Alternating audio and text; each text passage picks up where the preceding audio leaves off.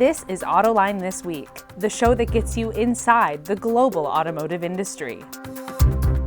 Autoline This Week partnered with the Consulate General of Canada in Detroit to produce this episode. Hi, I'm John McElroy. Thanks for joining us on Autoline This Week. As you all know, the automotive industry is going through a mega transformation right now, and we're going to get into that, but specifically in today's show, we're going to bore into what's going on at the Ford Motor Company. And that's because my special guest today is Lisa Drake, the Chief Operating Officer for North America for the Ford Motor Company. Lisa, I know how busy you are. Thank you so much for being able to take the time to talk with me today. Oh, you bet, John. Thanks for having me. So a month ago or so, Ford Motor Company announced that it was going to build what you guys are calling Blue Oval City. Massive new manufacturing operation, 6 square miles. I can't even get my head around that. The famous Ford Rouge plant in Dearborn is, I think, 1/3 the size of what you're going to build. But I'd like to get your thinking into why did you at Ford decide that you had to go with a complete greenfield site of that magnitude, 6 square miles of manufacturing? You bet. Well, there were two primary reasons. Believe it or not, the first one started with batteries. When you look at the cost of the battery in relation to the total cost of the car, and this has been said over and over again, it's the most expensive component in the car. And to optimize the cost of that battery, we wanted to be able to locate it where access to raw materials would be most efficient, where we could then ship it literally right across the street into the assembly plant, so very limited freight and handling. And we wanted to be able to vertically integrate those battery cell components, whether in the future it would be cathode production, precursor production, copper foil production, recycling. And a site of that size, it needs to be pretty large to be able to vertically integrate. In addition to batteries, in the future, we may vertically integrate, inverters, chargers. I mean, you can dream of what this is going to be in the next 20 years. And so we wanted to have the space to expand. We also wanted to take advantage of our connected vehicle. And the way we're architecting our next generation products, specifically that next generation F-Series, is all about using the embedded systems in it to help the car manufacture itself. So our intent is, as soon as that vehicle gets into our final assembly operation, that it's powered up, that it has the right domain controllers that are now configured, and they'll help the product actually work its way through the manufacturing system, checking on quality, checking on connections, communicating with the operators, allowing the operators to communicate with the car. And to do that, you have to lay the plant out in a green sheet. So we knew that we didn't want to try and turn over a facility. And so because we needed that new manufacturing clean sheet approach, and we needed the space to expand in the future for vertical integration, we needed a size of that site. Lisa, that's so interesting. The history of the Ford Motor Company going back 100 years ago was one of a very vertically integrated company. Sounds like we're coming full circle and going back to that again. Well, I'll tell you, at one point, a financial investor had asked me my definition of vertical integration, and I looked it up on Wikipedia, and the reference was the Ford Rouge, from the early 20s. And I thought to myself, it's very serendipitous that here we are, again, reinventing ourselves. And frankly, John, I saw it in the face of Bill Ford at the Tennessee event. He was sitting at one row ahead of me. And when it was being announced, even though we all knew what we were going to say, when it was really being announced, he turned around to me and he pulled his sunglasses down. He had tears in his eyes and he just said, way to go. And it chokes me up to this day because I really do believe that it's the pinnacle of the investment for the future. Lisa, I was at that event, as you know, just outside of Memphis, Tennessee, where Blue Oval City is going in. You were all kind of emotional. Even Jim Farley and his remarks got a little bit choked up. Why is this so important to you that you all would get that emotional about a plant opening? I think a little bit of it is finally delivering. For me personally, it was delivering on Bill's vision that he has had for this company for quite a long time.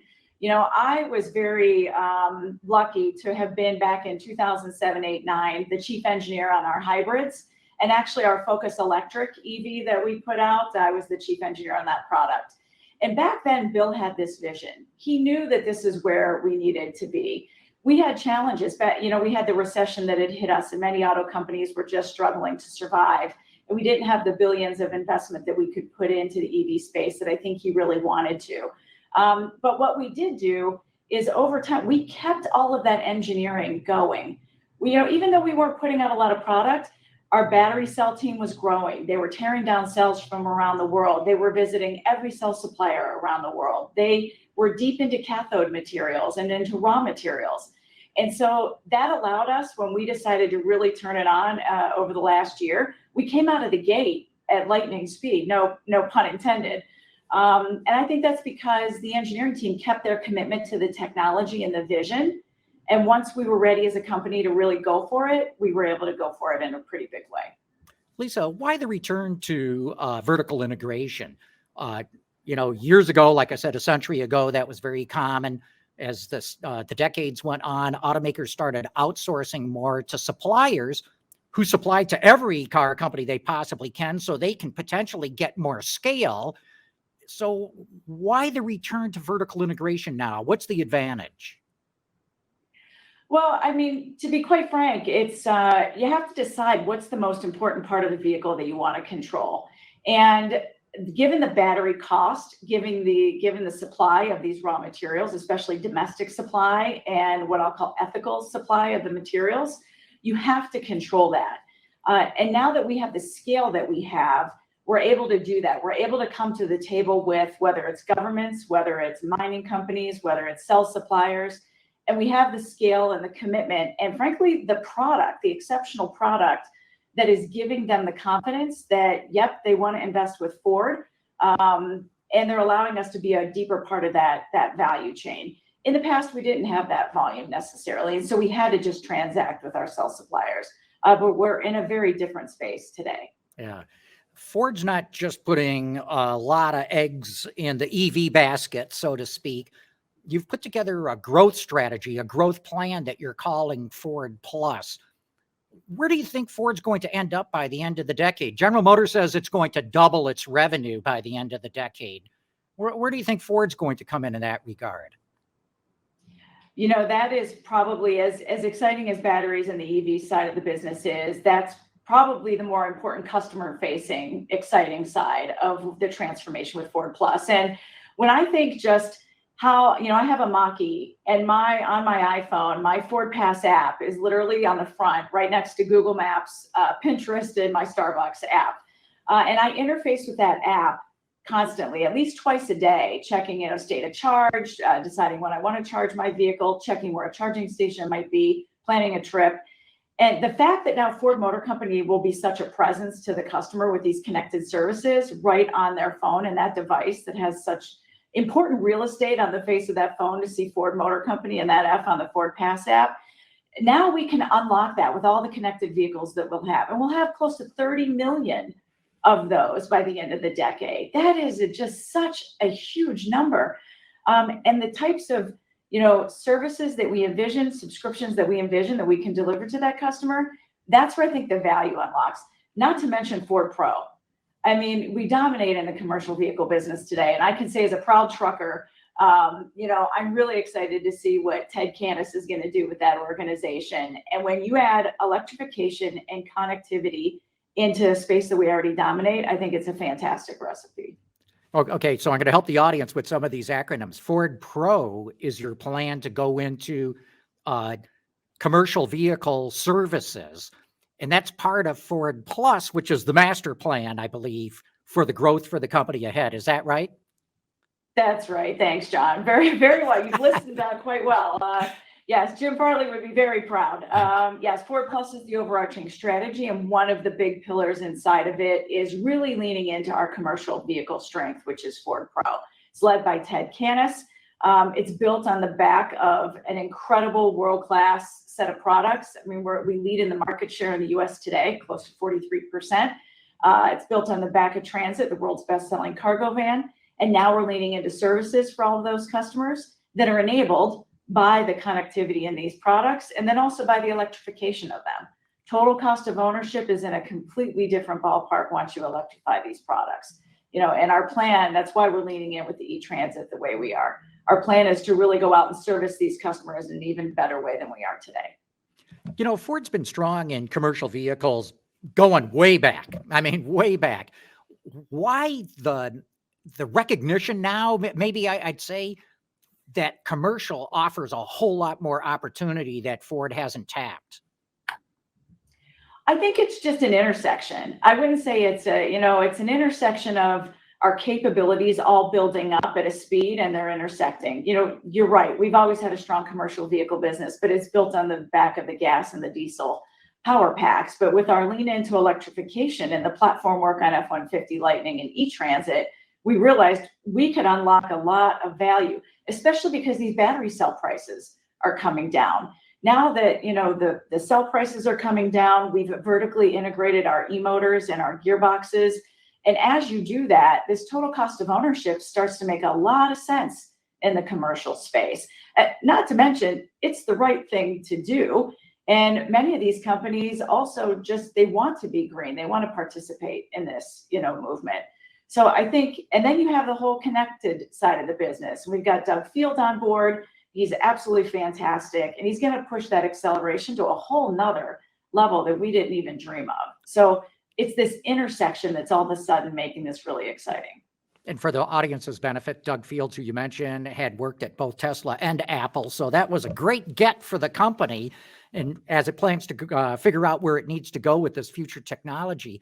But coming back to Ford Pro and these connected services, it seems to me like that's an intelligent move, because commercial fleets will pay for services that help their return on investment, that help to lower their total cost of ownership. Whereas a cheapskate like me, I don't even pay for, digital radio in my car. But commercial fleets will pay for all kinds of services that Ford could provide. That's right. That's right. And the fact that we have such a network, over 600 commercial dealers are out there to service all of these, the products that are there. And the fact that we have a full lineup, so you can have anything, from a Ranger to an F-150, Super Duty, our Cutaways, our Autolines, just the variation on the Transits alone. We're a full line manufacturer for them. And we plan to have electrification solutions in many of those products. Not to mention just the charging and the solutions we want to provide for them in their depots, so that charging these products is very easy. It's turnkey. You call Ford, you tell us what you need. We come in, we install, we help them with their payment schedule with utility companies, because that's a hard part of the business right now, especially for your small and medium-sized fleet owners. They don't always have the ability or even the financing to do that, which is why we also have, the financing arm of Ford Pro being developed, FinSimple. So it's an amazing time to just transform that business. And again, I'm really proud of what Ted Canis and the team are doing. They're moving quite quickly. As you know, full-size pickup owners tend to be very conservative. And yet, I think you've booked something like 150,000 reservations for the electric version, the Lightning of the F-150. Did that surprise you? I would say it surprised us a bit. It was a little more overwhelming, the initial response, than we thought. I thought we knew we could build a franchise to that level. There was no doubt we could build a franchise there. It's the strongest franchise on the planet. So we would get there. How fast the reservations came in and how serious the reservation holders were.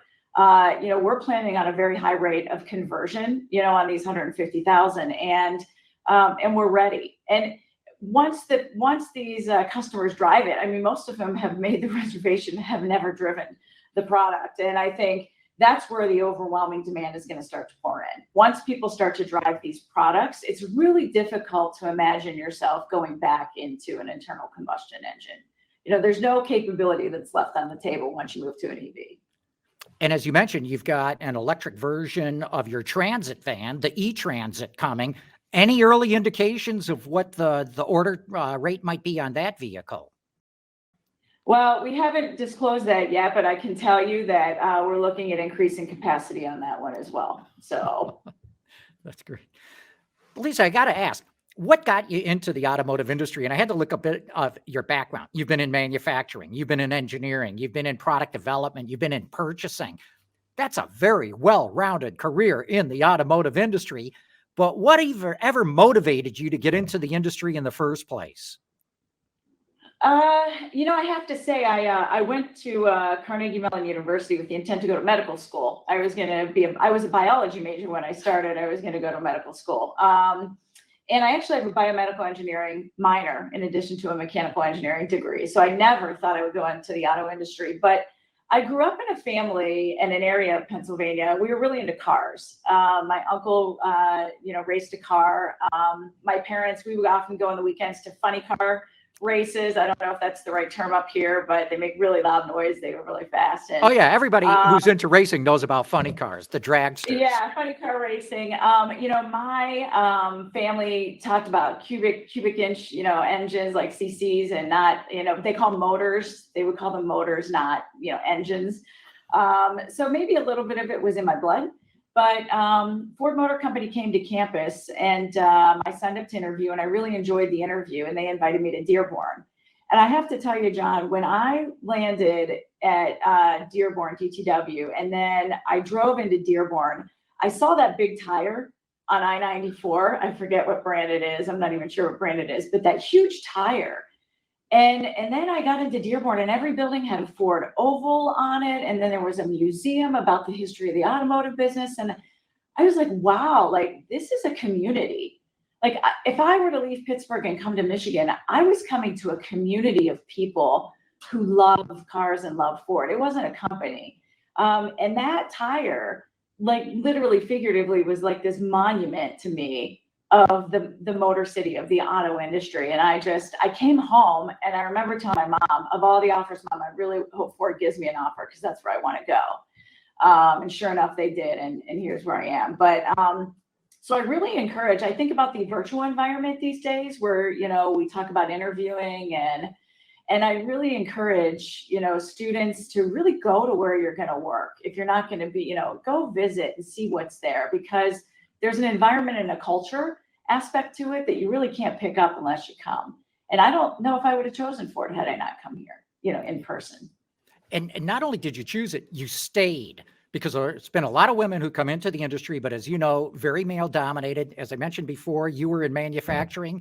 Yowza, especially when you started, very few women there, but you stayed. Why did you stay? Because many women just say, forget it. I'm not dealing with this. I'm getting harassed or I'm not being promoted or fill in the blank, whatever it is. They don't feel like they're really achieving what they could, but you did.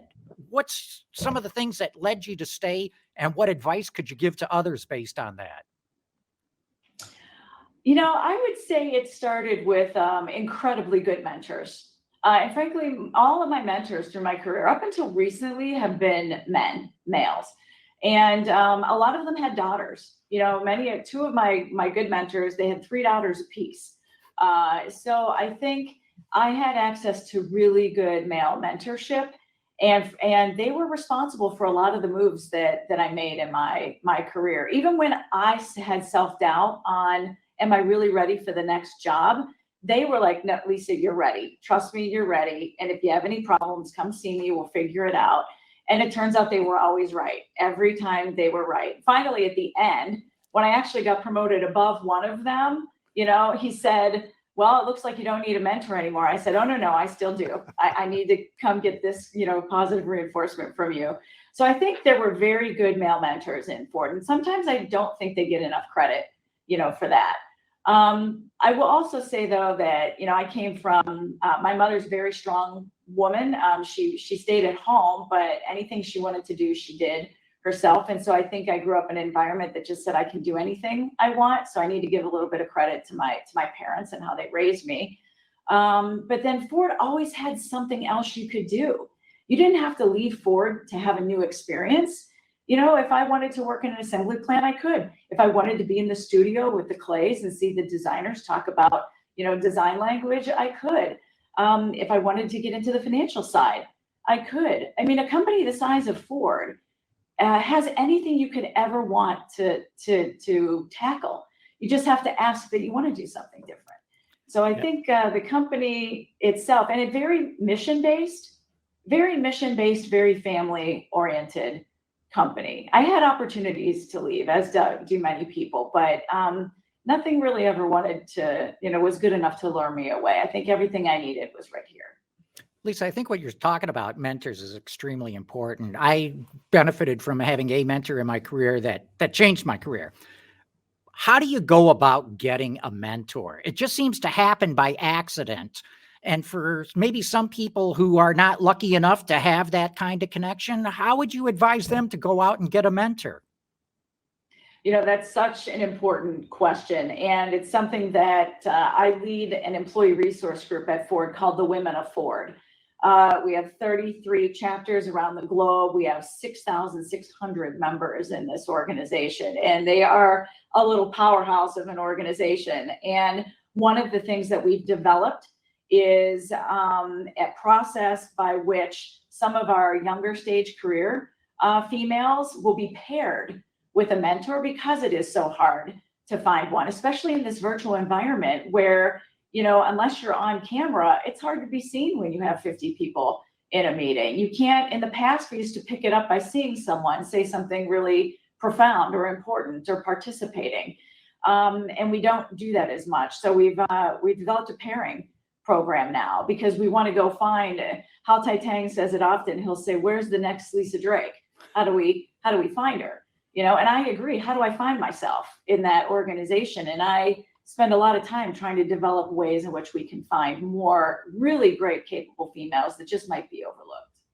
Of course, it's one thing once they're at the company to nurture and grow them in their careers, but you got to have that pipeline feeding them. I'm often asked to speak to engineering schools, or I meet with young engineering students, overwhelmingly male. I mean, over 90% male. How are you going to feed future engineers, future designers, future manufacturing people when in school right now it's so male dominated?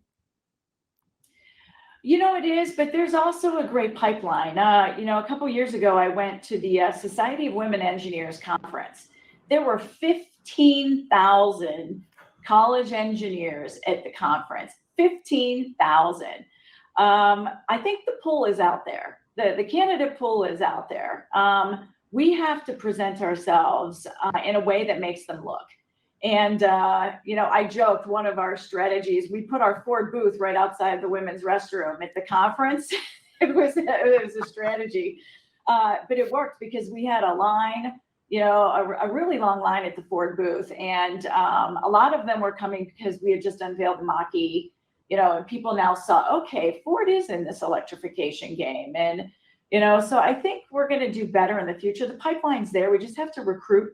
And part of the reason I wanted to do the interview, John, is that I want to make sure that anybody who is listening, and the women that might be listening, understand that there is a path and there's a place, and Ford is a great company to work for. And we're very committed to gender equality and gender equity at the top of the house with Jim Farley, and so I'm hoping people look our way, especially with great things like Blue Oval City, the battery park in Kentucky, all the connectivity work. It's going to be a great place to be.